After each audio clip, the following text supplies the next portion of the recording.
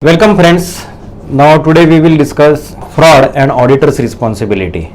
Now what we will learn in this chapter, the types of errors and frauds, definition of fraud as given under standards on auditing and its meaning, the reasons behind management or employees committing fraud or error, analyze the duty of an auditor regarding detection of fraud and error, then fraud risk factors and circumstances relating to possibility of fraud, then reporting of fraud to audit committee, board and central government, then reporting under company's auditor's report order, that is CARO 2016, and responsibility of the auditor in case of withdrawal from the engagement, that is audit assignment, if he comes to know any circumstances that bring into question his ability to continue due to fraud. We are not doubting or questioning the ability of auditor whether he can perform or not. He is technically, theoretically, practically, as per professional judgment, concluded that there is a level of fraud and there is a risk of misstatement. So in such case, what is the responsibility of auditor, whether he should continue the audit assignment, that is audit engagement, and what are his responsibilities, that we will also study. Now before going into meaning of fraud, let me give you some basic background. We studied long back that audit, basically the purpose or objective of audit was to find out, detect the fraud and errors. That is the definition and the meaning of audit which I learned when I was a student like you. The purpose was very simple: to detect fraud and error and to report fraud and error. But now we have traveled, we have covered the journey. There are various standards on auditing practices. Then we also follow, while conducting audit, whether the financial statements are prepared based on generally accepted accounting principles, whether the concepts and conventions which are very basic things in accounting, they have followed consistently or not, as per the reporting requirements under various laws like Partnership Act, Companies Act and other applicable laws, whether the reporting is done by the management by preparing the financial statements. This reporting is nothing but financial reporting, and auditors reporting as per the requirement of the law. So now we have traveled, we have completed the journey where the basic purpose of audit was to detect and report the fraud and error, whereas now detection and reporting of the fraud and error is one of the very basic responsibility or objective, but it is not the sole and only objective. But because it is also a very significant factor, so we have to study this concept of fraud and error in a theoretical and in an academic manner, and certainly this will help you while conducting the audit in practical life. So let us study the meaning of fraud. The standard on auditing, SA 240, the auditor's responsibilities relating to fraud in an audit of financial statements, defines the term fraud as intentional act. That means it is not inadvertent or by mistake, but it is intentional, with some intention, with some motive. So it is an intentional act by one or more individuals among the management or those charged with the governance, employees or third parties, involving the use of deception to obtain an unjust or illegal advantage. Unjust means unfair, which is not reasonable, and illegal itself, the word is very clear. Although fraud is a broad legal concept, for the purposes of standards on auditing, the auditor is concerned with fraud that causes a material misstatement in the financial statements. The whole syllabus of CA Intermediate of auditing focuses on reporting of the auditor on the material misstatements in the financial statements. So it doesn't go beyond the audit of financial statements to some extent. Whereas at final level, when we talk about internal audit, systems audit, process audit, but the reference of those concepts and those terminologies. However, we cannot isolate these concepts. Something is at intermediate level and something is at final level of CA syllabus. Because during conducting the audit, we have to consider all these factors together when we understand the entity and the operations and nature of business of the client. Now coming back to two types of intentional misstatements that are relevant to the auditor. One is misstatements resulting from the fraudulent financial reporting and misstatements resulting from misappropriation of assets. Now, what are the features or characteristics of fraud? First is fraud is intentional. Misstatement in the financial statements can arise from either fraud or error. The distinguishing factor between fraud and error is whether the underlying action that results in the misstatement of the financial statements is intentional or unintentional. The fraud is an act with an intention to deceive other person. The intentions are always malified in case of fraud, means they are not bona fide. The person committing fraud has always intention to have unilateral or own gain or benefit and at the same time loss to the other person. In legal terminology, in taxation more particularly and law, we use the terminology called as mens rea, MENS, mens rea, REA. Few people pronounce it as mens rea, but it is not mens rea, it is mens rea. It is always present or it is always presumed in case of fraud. What do you mean by mens rea? It means bona fide intention or guilty state of mind. That means the intention is always to deceive somebody. Then second is fraud is a broad legal concept. The auditor is concerned with fraud that causes a material misstatement in the financial statements. Fraud, whether fraudulent financial reporting or misappropriation of assets, it involves incentive or pressure to commit fraud, a perceived opportunity to do so, and some rationalization of the act. Now let us see few examples of fraud. First example is management's intention to raise funds from outside sources. It may be one of the reason to resort to under-reporting of expenses and losses and liabilities or overstating of revenues and thereby misreporting of financial statements. That means inflating the revenue to show more profitability of the business so that the funds can be attracted from institutional investors or lenders. Then second example is a perceived opportunity to commit fraud may exist if the person in charge of the assets of the company knows that the internal control procedures can be set aside in a legitimate way and misappropriate the company's assets. Another example could be individuals may be able to rationalize committing a fraudulent act. Some individuals possess an attitude, character, or a set of ethical values that allow them knowingly and intentionally to commit a dishonest act. That means we call them sometimes in a lighter way that they are born crooks or they are born fraudsters. That means whenever they find an opportunity, they will apply their destructive mindset and then they will commit the fraud. So that is one of the example. However, even otherwise, honest individuals can commit fraud in an environment that imposes sufficient pressure on them, or there may be personal elements of that employee, like personal needs of employee. It may tempt him to commit the fraud. So, fraudulent financial reporting involves intentional misstatements, including omissions, that means not reporting of the amounts or disclosures in the financial statements to deceive the users of financial statements, to cheat the users of the financial statements like shareholders, lenders, tax authorities and government. Say for example, getting grants and capital subsidies from the government.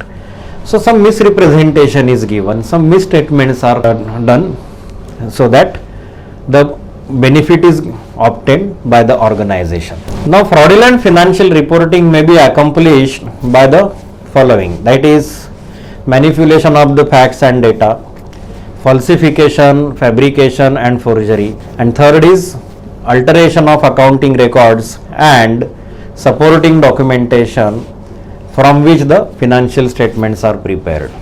That means once it is decided to alter the accounting records, and based on these accounting records when the financial statements are prepared, then accordingly the supporting documentary evidences can also be altered. Now let us see one by one. Manipulation of accounts.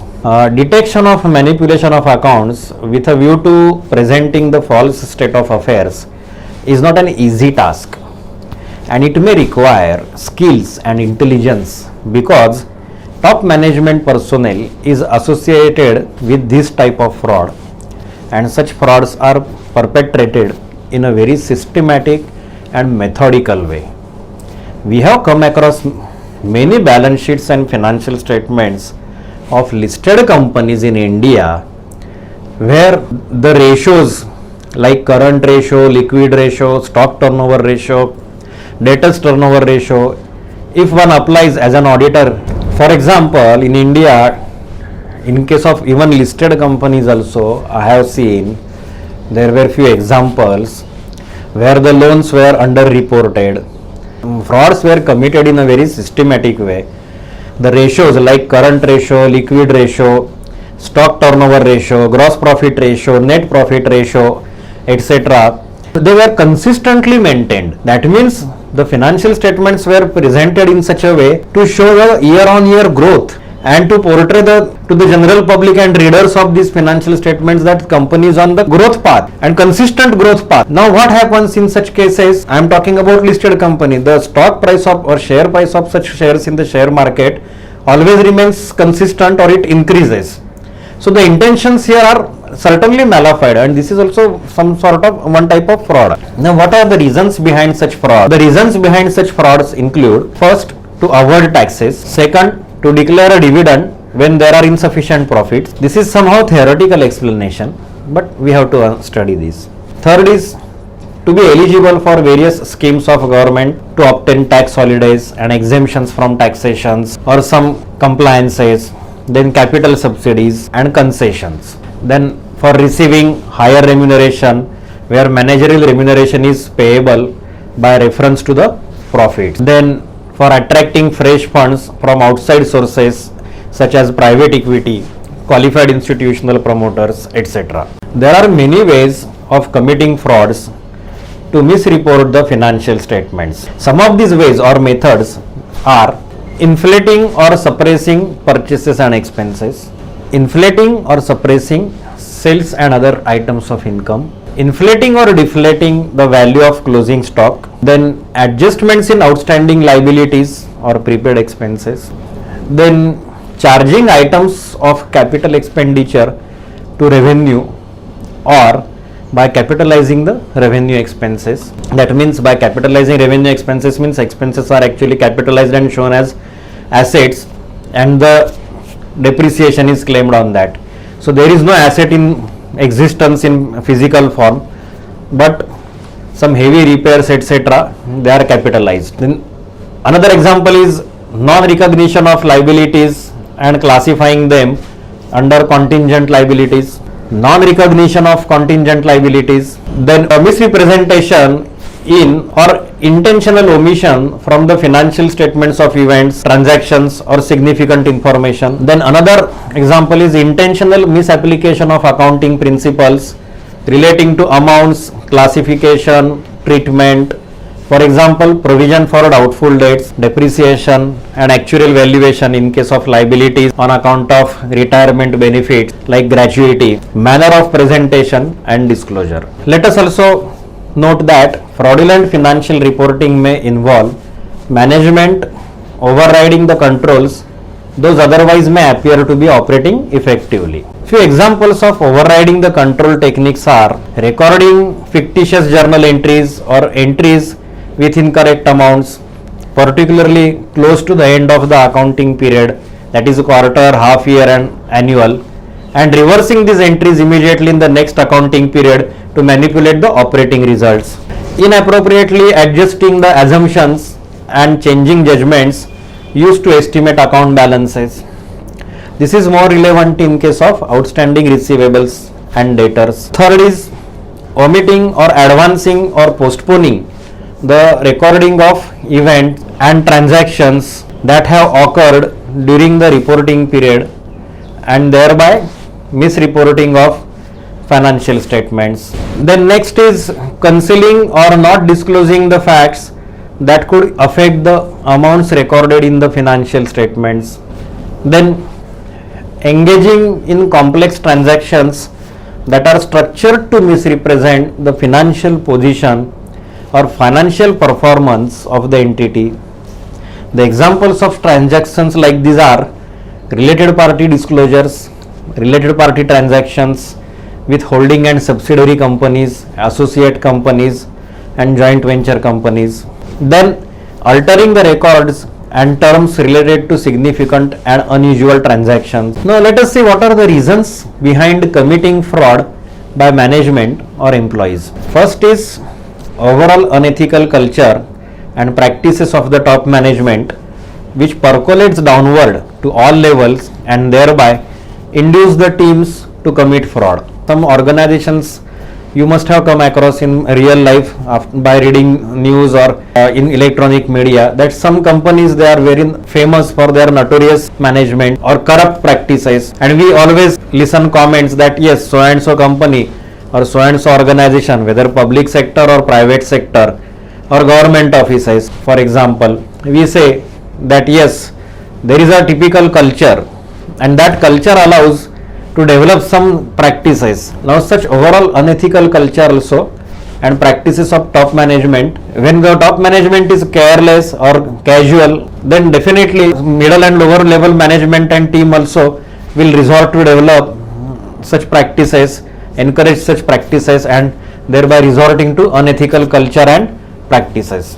Then sometimes personal ambitions and motives of the employees be at the top or other levels of management. Then financial obligations and pressure on the management to meet the targets. Then another reason could be management's unrealistic goals or dissatisfied employees or lack of motivation among the employees. And lastly, weak internal control system and opportunities available to the people at different levels to commit the frauds. Now let us understand what is misappropriation of assets and how assets are misappropriated. It involves the theft of an entity's assets and it is often committed by employees in a relatively small and immaterial amounts by preparing fictitious purchases of minor items like stationery, calculators, cartridges, or by preparing bogus vouchers of expenses like conveyance, local traveling and miscellaneous purchases where such expenses there is no supporting available or supporting is not at all possible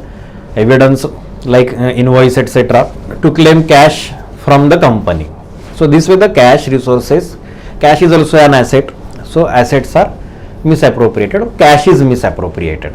Another example of misappropriation is not returning of the asset at the time of termination, resignation and separation from the company by the employees. However, such misappropriation of assets can happen at senior and top level of management also, smart in hiding such misappropriations. As per the level of the employees, the level of misappropriation happens. For example, we come across the situation where the lower level employees, when they separate or resign from the company, they misappropriate assets like calculators, staplers, punching machine, few files, stationery items, costly cartridges, etc. At middle level management also we come across the situation where laptops are stolen by the senior management employees when they separate from the organization. They give some valid excuses and that's the reason company also doesn't insist to return the asset back to the company and it is basically misappropriated. Then next is misappropriation of asset can be done by first misappropriation of assets and funds by not using them for intended or sanctioned purpose or using them for personal purposes. For example, funds transferred to project sites for the purpose of the project expenditure may be used for personal purpose. Then embezzling the receipts, that is misappropriating collections from the customers whose accounts were earlier written off and diverting such collections to personal accounts of the fraud employees. Then stealing physical assets or intellectual property. For example, stealing inventory for personal use or for sale, stealing scrap for resale, colluding with competitor by disclosing technical data or confidential information or reports or IPR, that is intellectual property rights. Another example is of showing higher production losses and concealing the normal production and disposing of the good production which is concealed for personal gains. Then causing an entity to pay for goods and services not received, for example payments to fictitious vendors, reciprocal cash and non-cash benefits taken from the vendors in return for inflating the prices. Then by using an entity's assets for personal use, for example using the entity's assets like collaterals for personal loan or a loan to the related party. Then showing dummy workers and making payments of wages and other reimbursements to them and thereby misappropriating cash of the company. This happens usually at plant level. Then misappropriation of assets is often accompanied by false or misleading records or documents in order to conceal the fact that the assets have been misappropriated. The records in such cases are fabricated with utmost care. Then misappropriation of goods. Fraud in the form of misappropriation of goods is more difficult to detect, and for this the management has to rely on various measures. Apart from various requirements of record keeping about the physical quantities and their periodic physical verification and counting, there must be rules and procedures for the persons who are inside the warehouses, stores and plants, who are in charge of or who are in the custody of this inventory. Then there should be security arrangements to see that goods are taken out of warehouses or places of storage only after proper approvals by appropriate authorities. The goods may be misappropriated by the persons at any level, be it top management or middle level or lower level. The auditor can detect this by undertaking a thorough checking of records followed by physical verification process at some intervals. The fraud is an intentional misrepresentation, but error refers to unintentional mistake in the financial information. Now these intentional errors are most difficult to detect, and auditors generally devote greater time and attention to this type of frauds because of past bad experiences. In the same or different clients, the auditors develop the point of view that if they direct their procedures of discovering the more difficult intentional errors, they are reasonably sure to detect the more simple and common unintentional errors also. That means when auditor decides to find out or do some investigation whether there are any frauds committed, then automatically some unintentional common mistakes and errors also come to the notice of the auditor. They are also unearthed. Now we will study defalcation of cash. Defalcation of cash is possible, say, by inflating cash payments, that is making payment against fictitious vouchers and bills, making payment against vouchers where the amounts have been inflated than the actual payments made to some parties or vendors or employees. Say for example, as per the conveyance reimbursement policy, if the employee is allowed to claim taxi fare, he will use some less costly mode of transport like auto rickshaw, or he may resort to use the mode of conveyance like local train or say share taxi, etc. But whereas while claiming the amount from the company, he will claim the inflated price. As per his eligibility, he will claim the amount. Then another example is by manipulating totals of wage rolls, either by including dummy workers or by inflating them in any other manner, say by making payment to workers fictitious over time. Here I wish to give example. In case of a client, we found many instances where workers are paid for more than 20 hours per day during the week. When we asked the HR department to generate the overtime report, they gave us the report wherein the number of hours worked as overtime was approximately 8 to 10 hours. So we were alerted because we noticed that how a person who is already working 8 hours per day, he can work for another 8 to 10 hours as a overtime. That means approximately 18 hours or to the extent of 20 hours per day, and that too consistently during the week. That means, is a person or is he a machine? So whether these figures were inflated or these figures were real, this is also another question. But we came to conclusion that this overtime which is shown as paid to the employees, basically it was not at all paid to these workers. So when we analyze the data, we realize that the number of hours paid per day as overtime in case of a worker was more than 8 to 10 hours, and consistently was paid during that week for overtime of 8 to 10 hours per day in addition to normal working hours of 8 hours per day. This was a case of manipulation by cashier and time office, whereas the workers were paid only for actual hours and not for inflated hours. Now by suppressing of cash receipts also, this misappropriation and defalcation of cash is possible. First is teaming and lading. This is a technical term we come across. We have to study in academic language. Teaming and lading, it means the amount received from a customer is misappropriated. Then the money received from another customer subsequently is credited to the account of the first customer who has paid earlier. Similarly, money is received from the subsequent customers who have paid thereafter is credited to the account of the second customer and then third and so on.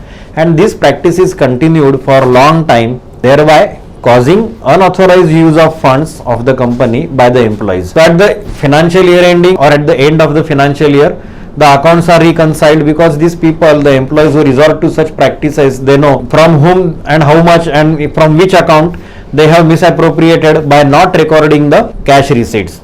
So at the end of the year, they make past year adjusting entries and restore the position of the accounts. Then second is adjusting unauthorized or fictitious rebates, discounts, allowances, etc. to customers and misappropriating amount paid by them. That means in books of accounts they show that discount is given, but in actual practice the amount is received from the customer, so that this amount is misappropriated. Then third is writing off as a dates in respect of such balances against which cash has already been received but has been misappropriated. And lastly, very common situation is not recording or not accounting for cash sales fully.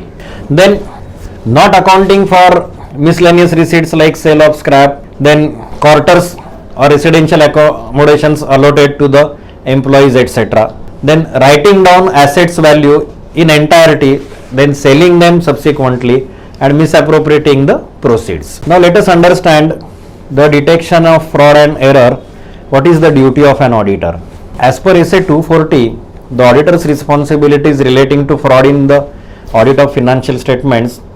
The primary responsibility for the prevention and detection of fraud rests with both those who are charged with governance of the entity and the management. That means it is not primary responsibility of auditor.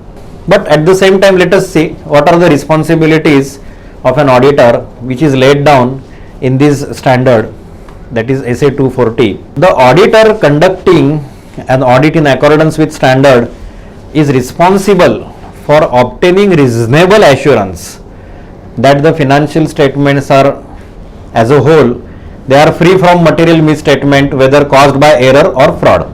Then as described in SA 200, the overall objectives of the independent auditor and conduct of an audit in accordance with standards on auditing, because of owing to some inherent limitations of an audit, there is unavoidable risk that some material misstatements or financial misstatements will not be detected even though the audit is properly planned and performed in accordance with the standards on auditing. So auditor has to first understand that yes, there is unavoidable risk and there will be some material misstatement. It may or may not be detected even though auditor has planned audit properly and perform his task diligently. But as per SA 200, there are inherent limitations also one has to note. This risk of not detecting the material misstatement resulting from the fraud is always higher than the risk of not detecting one resulting from the error, because fraud may involve adoption of sophisticated techniques and carefully planned acts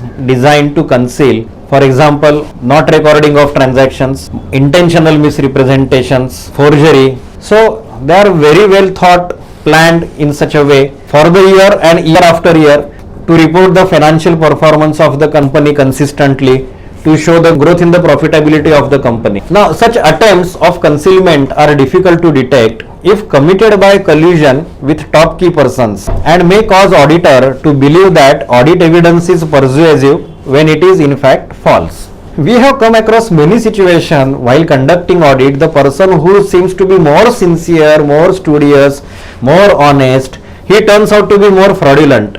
At the end of the audit, we realize that yes, the person who has cooperated us, who was very cooperative in submitting documents and who was giving proper explanation for the transactions and accounting data. And we always come across such situation in practical life. We say that, oh, this employee is very cooperative, he is cooperating in audit, but perhaps the intentions are malafide in many cases, because he has already committed some crime, some fraud, and he is just with the auditor to ensure that auditor doesn't detect the fraud.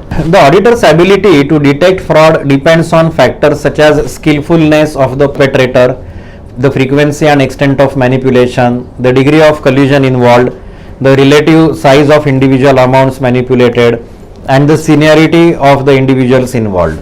While the auditor may be able to identify potential opportunities for fraud to be perpetrated, it is difficult for the auditor to determine whether misstatements in judgment areas such as accounting estimates are caused by fraud or error. The risk of the auditor not detecting a material misstatement resulting due to the fraud by the management is always greater than the fraud committed by employees, because the management is always in position to manipulate the accounting records and present the fraudulent financial information or override the control procedures designed to prevent the similar frauds by other employees. While obtaining reasonable assurance, the auditor is responsible for maintaining an attitude of professional skepticism throughout the audit, considering the potential for management overriding of controls and recognizing the fact that audit procedures that are effective for detecting errors may not be effective in detecting the frauds. The requirements in SA 240 are designed to assist the auditor in identifying and assessing the risk of material misstatement due to fraud and in designing procedures to detect such misstatements. An auditor conducting an audit in accordance with SAs, that is Standards on Auditing, is responsible for obtaining reasonable assurance that the financial statements taken as a whole are free from material misstatement, whether caused by fraud or by error. Then auditor has also the responsibility to communicate the misstatement to the appropriate level of management on a timely basis. He may also obtain, that is the auditor may also obtain the legal advice before reporting on the financial information or before withdrawing from the audit assignment, that is engagement. The auditor should satisfy himself that the impact of the fraud is properly reflected in the financial information or the error is corrected in case the modified procedures performed by the auditor confirm the existence of the fraud. Then the auditor should consider the implications of the fraud and errors and he has to frame his report accordingly. In case of fraud, the same should be disclosed in the financial statement. If adequate disclosure is not made, then there should be suitable disclosure in auditor's report. The CARO, that is Company's Auditor's Report Order 2016, also requires reporting of the fraud by the auditor. That means reporting of the fraud. The reporting is to be done by the auditor. Then detection of fraud after completion of statutory audit. This is also important point we come across, that after completing audit and after issuing the audit report, if we come to know that there was a fraud, then what to do? What is the responsibility? What is the action? Whether the auditor can be held responsible for that? What is the remedy available to the auditor?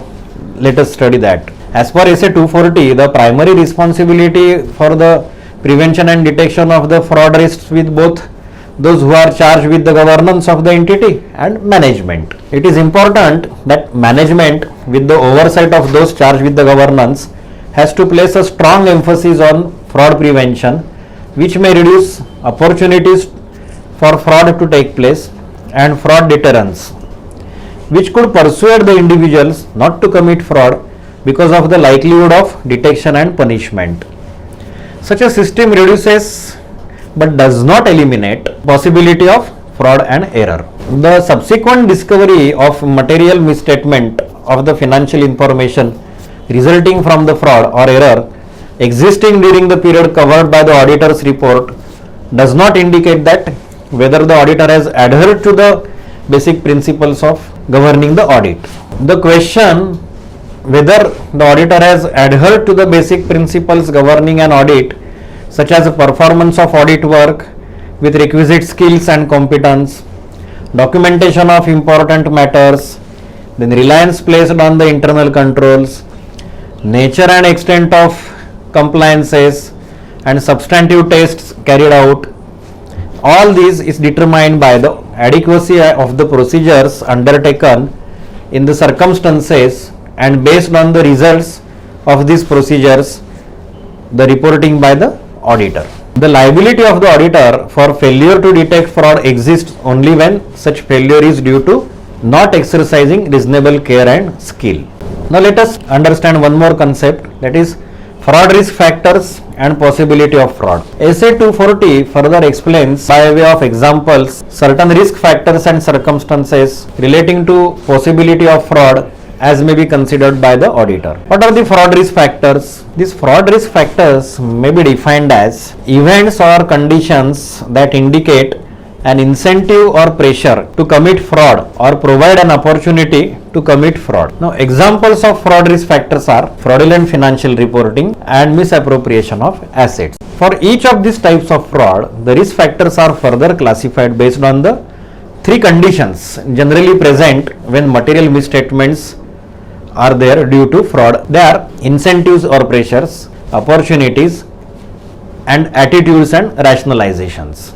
Again, although these risk factors cover the broad range of situations, the auditor may identify additional or different risk factors also. Now, risk factors relating to misstatements arising from fraudulent financial reporting. The examples of risk factors relating to misstatements arising from fraudulent financial reporting are incentives or pressures. Financial stability or profitability is threatened by economic, industry or entity operating conditions such as high degree of competition accompanied by declining margins. For example, telecom sector in India, after launching 3G, 2G became outdated.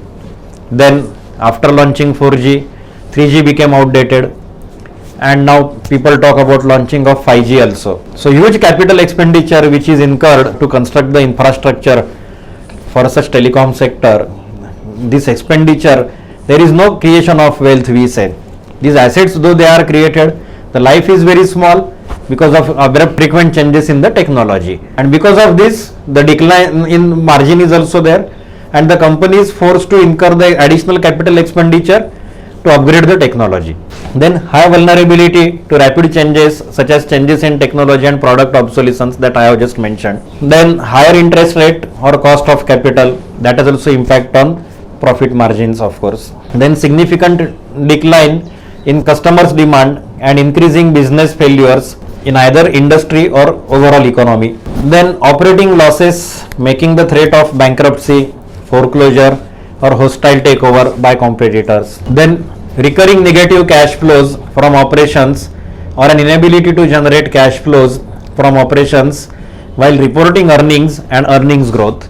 And lastly, new accounting, statutory or regulatory requirements. Then let's talk about opportunities. The nature of the industry or the entity's operations provide opportunities to engage in the fraudulent financial reporting that can usually arise due to first, significant related party transactions not in the ordinary course of business or with related entities not audited or audited by some another CA firm. A strong financial presence or ability to dominate the certain industry sector that allows the entity to dictate the terms or conditions to suppliers or customers that may result in inappropriate or not an arm's length transaction. Then assets and liabilities, revenues or expenses, based on significant estimates that involve subjective judgments or uncertainties that are difficult to anticipate. Then significant, unusual or highly complex transactions, especially those at the close of the accounting period and that pose the difficult substance over the form questions. Then significant operations in tax haven jurisdictions for which there appears to be no clear business justification.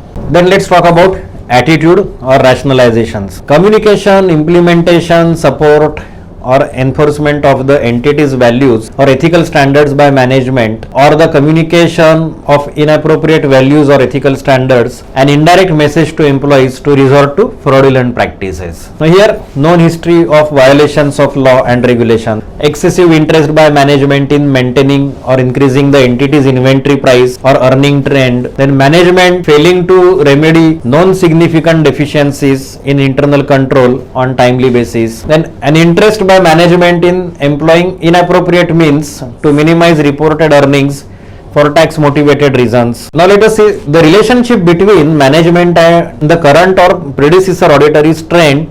Now in this case, this is also possible and this is visible by frequent disputes with auditors on accounting, auditing or reporting matters. Then unreasonable expectations from the auditor to complete the audit assignment in a short duration and issue of unqualified audit report by ignoring the misstatements. And then restrictions on the auditor by limiting the access to people and information during his audit engagement. What are the risk factors arising from misstatements, arising from misappropriation of assets?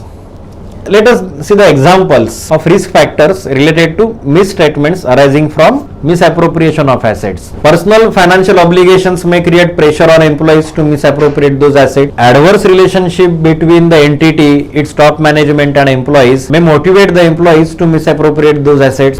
The reasons for adverse relationship between the entity and its employees may be, say, possibility of downsizing the number of employees, unacceptable changes in the remuneration of employees or terms of employment from the permanent to contract employment. There are circumstances which may increase the susceptibility of assets to be misappropriated. The examples are: the organization handles large volume of cash due to the nature of business or business practices like real estate, which was very famous, notoriously known for huge volume of the cash transactions. Then inventory size is small but the value is very high, for example precious metals, jewelry items. Then signed bearer checks not kept in safe custody, they are easily available to the ordinary employee who may resort to fraudulent practices by encashing the amount from the bank account by using such bearer checks. Then assets removed from the factory or plants for transfer to another locations and misappropriated during transit. When the perpetrator of fraud knows that the asset is insured, for example, cash in transit is stolen by the staff because he knows that there is cash in transit insurance. So he knows that even if the cash is stolen during transit, the insurance company will reimburse the loss because his organization has taken insurance cover for such cash in transit. Inadequate internal control over assets may increase the chance of misappropriation of those assets. The examples are inadequate segregation of duties or independent checks, lack of oversight of senior management on expenditures like traveling and reimbursements, then inadequate record keeping and supporting documentation of assets, then no appropriate physical safeguards over cash, investments, inventory or fixed assets, then lack of practice of periodic reconciliations of assets with their records, then inadequate understanding of information technology which enables IT team to perpetrate of misappropriation, and lastly no system of mechanism of control over automated records. The circumstances showing the possibility that financial statements may contain a material misstatement resulting from fraud, discrepancies in the accounting records including transactions that are not recorded in a complete or timely manner or are improperly recorded as to amount, accounting period and classification, unsupported or unauthorized transactions, last minute adjustments that significantly affect financial results, then conflicting or missing evidence which includes missing documents or altered documents, unresolved queries of reconciliations, discrepancies between the entity's records and confirmation replies from the external parties. That means external confirmation, balance confirmation is received from debtors or creditors, the amount confirmed by them is different than the recorded in the books of accounts, and there is no proper explanation given on the how this amount is reconciled. Large volume of inventory or physical assets shown under transit.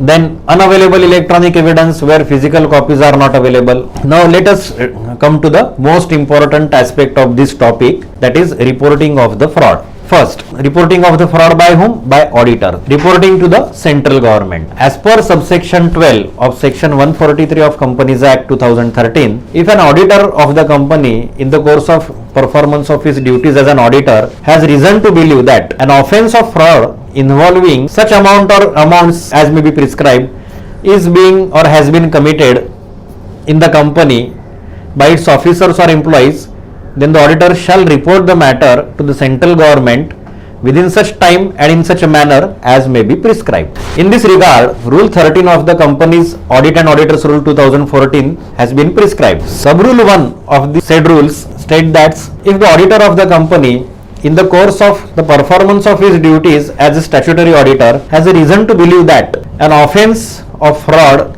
which involves or is expected to involve individually an amount of rupees 1 crore or above is being or has been committed against the company by its officers or employees, then the auditor shall report the matter to the central government. The manner of reporting the matter to the central government. How it is to be reported? First, the auditor shall report the matter to the board or the audit committee of the client, as the case may be, immediately but not later than 2 days of his knowledge of such fraud, seeking the reply or observations within 45 days. On receipt of such reply or observations, the auditor shall forward his report and the reply of observations of the board or audit committee along with his comments on such reply or observations of the board or the audit committee to the central government within 15 days from the date of receipt of such reply or observation. That means within 2 days he has to report, 45 days plus 15 days. That means everything should be reported within 60 days. 60 plus 2. In case the auditor fails to get any reply or observations from the board or audit committee within the stipulated of 45 days, he shall forward his report to the central government along with a note containing that the details of his report that was earlier forwarded to the board or the audit committee for which he has not received any reply or observations. The report shall be sent to the Secretary, Ministry of Corporate Affairs in a sealed cover by registered post with acknowledgement due or by speed post, followed by an email in confirmation of the same. Now this report shall be on the letterhead of the auditor containing postal address, email address and the contact telephone number or mobile number, and it is to be signed by the auditor with his seal and shall indicate his membership number, that is CA membership number. Now this report shall be in the form of a statement as specified in form ADT 4. Now let us also understand reporting to the audit committee or board. Subsection 12 of section 143 of Companies Act 2013 further prescribes that in case of a fraud involving lesser than the specified amount, that is less than rupees 1 crore, the auditor shall report the matter to the audit committee constituted under the board of directors in other cases within such time and such manner as may be prescribed under this section.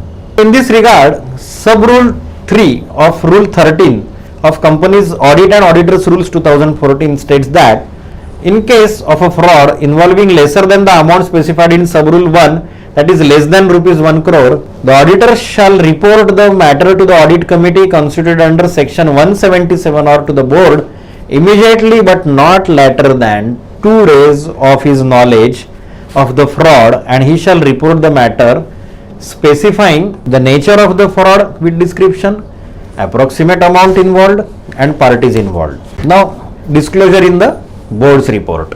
Again same subsection 12 of 143 of Companies Act, whose auditors have reported fraud under this subsection 12 to the audit committee or board but not reported to the central government because the amount is less than 1 crore, then he shall disclose the details about such frauds in the board's report in such a manner as may be prescribed. Now the corresponding rule, that is sub-rule 4 of Rule 13 of Companies Audit and Auditors Rules 2014 states that auditor is also required to disclose the board's report following details of each of the fraud reported to the audit committee or the board under sub-rule 3 during the year. Nature of the fraud with description, approximate amount involved, parties involved, if remedial action not taken, and remedial action taken. Subsection 13 of Section 143 of Companies Act 2013 safeguards the act of the fraud reporting by the auditor if it is done in good faith. It states that no duty to which auditor of a company may be subject shall be regarded as having been contravened by reason of his reporting the matter above if it is done in good faith. It is very important to note that these provisions shall also apply mutatis mutandis to a cost auditor, that is equally similar to cost auditor and secretarial auditor during the performance of his duties under section 148 and section 240 respectively, that is cost audit and secretarial audit. If any auditor, cost accountant or company secretary in practice do not comply with the provisions of subsection 12 of section 143, he shall be punishable with a fine which shall not be less than 1 lakh rupees but which may extend to rupees 25 lakh rupees also. Then reporting on frauds already detected and reported. The auditor should evaluate or verify that the fraud was indeed identified or detected in all aspects by the management or through the company's vigil or whistleblower mechanism, so that distinction can be clearly made with respect to frauds identified due to the matters raised by the auditor vis-a-vis those identified by the companies through its internal control mechanism. Since the reporting on fraud under section 143(12) is required also by cost auditor and the secretarial auditor of the company, it is possible that suspected offence involving fraud may have been already reported by them even before the financial auditor, we can say statutory auditor, became aware of the fraud. If the suspected offence of fraud has already been reported under section 143(12) by such other cost or secretarial auditor, then the financial auditor becomes aware of such suspected offence involving fraud. He need not report the same because he has not really identified it. Now, in case of a fraud which involves or is expected to involve individually an amount of rupees 1 crore and more, the auditor should review the steps taken by management or those charged with the governance with respect to the reported instance of suspected offence of fraud, and if he is not satisfied with such steps, then he should state the reasons for his dissatisfaction in writing and request the management or those charged with the governance to perform additional procedures to enable the auditor to satisfy himself that the matter has been appropriately addressed. And lastly, if the management or those charged with the governance fail to undertake appropriate additional procedures within 45 days of his request, the auditor shall evaluate if he should report the matter to the central government in accordance with Rule 13 of the Companies Audit and Auditors Rules 2014. Now let us also understand reporting under Companies Auditors Report Order 2016, that is CARO 2016. The auditor is required to report under clause 10 of paragraph 3 of Companies Auditors Report Order 2016 whether any fraud by the company or any fraud on the company by its officers or employees has been noticed or reported during the year. If yes, the nature and the amount involved is to be indicated. The scope of auditor's inquiry under this clause of CARO is restricted to frauds noticed or reported during the year. The auditor is also required to comply with the requirements of SA 240, that is auditor's responsibility relating to fraud in the audit of financial statement. What are audit procedures and reporting under CARO 2016? While planning the audit, the auditor should discuss with other members of audit team the susceptibility of the company to material misstatements in the financial statements resulting from the fraud. While planning, the auditor should also make inquiries of management to determine whether management is aware of any such known fraud or suspected fraud and that the company is investigating. Then auditor should also examine the reports of the internal auditor with a view to ascertain whether any fraud has been reported or noticed by the management. The auditor should also examine the minutes of the audit committee to ascertain whether any instance of fraud pertaining to the company has been reported and actions have been taken thereon. Then auditor should also examine the minute books of the board of directors of the company in this regard and he should obtain a written representation from the management that it acknowledges, that means management acknowledges its responsibility for implementation and operation of accounting and internal control systems that are designed to prevent and detect fraud and error. It believes that the effects of those uncorrected misstatements in financial statement aggregated by the auditor during the audit are immaterial, both individually and in the aggregate, to the financial statements taken as a whole. A summary of such items should be included or attached to the written representation. It has disclosed to the auditor all significant facts relating to any frauds or suspected frauds known to management that may have affected the entity, and it has disclosed to the auditor the results of its assessment of the risk that the financial statements may be materially misstated as a result of the fraud. Where the auditor notices that any fraud by the company or on the company by its employees and officers has been noticed by or reported during the year, the auditor should, apart from reporting the existence of the fraud, also is required to report the nature of the fraud, the amount involved. For reporting under this clause, the auditor may consider, now this clause requires all frauds noticed or reported during the year shall be reported, indicating the nature and the amount involved as specified. The fraud by the company or on the company by its officers or employees are only covered, or the fraud covered under section 143(12) of that, only notice frauds shall be included here and not the suspected frauds. Now let us discuss the last point in this chapter, that is auditor's withdrawal from the engagement, that is audit assignment. If as a result of misstatement resulting from fraud or suspected fraud, the auditor encounters exceptional circumstances that bring into question the auditor's ability to continue performing the audit, the auditor has to determine the professional and legal responsibilities applicable in the circumstances, including whether there is a requirement for the auditor to report to the person or persons who made the audit appointment, or in some cases to regulatory authorities. Then consider whether it is appropriate to withdraw from the engagement, where withdrawal is possible under applicable law or regulation. And if the auditor withdraws, then discuss with the appropriate level of management and those charged with the governance the auditor's withdrawal from the engagement and the reasons for the withdrawal. Determine whether there is professional or legal requirement to report to the persons who made the audit appointment or to regulatory authorities such auditor's withdrawal from the engagement and the reasons for the withdrawal.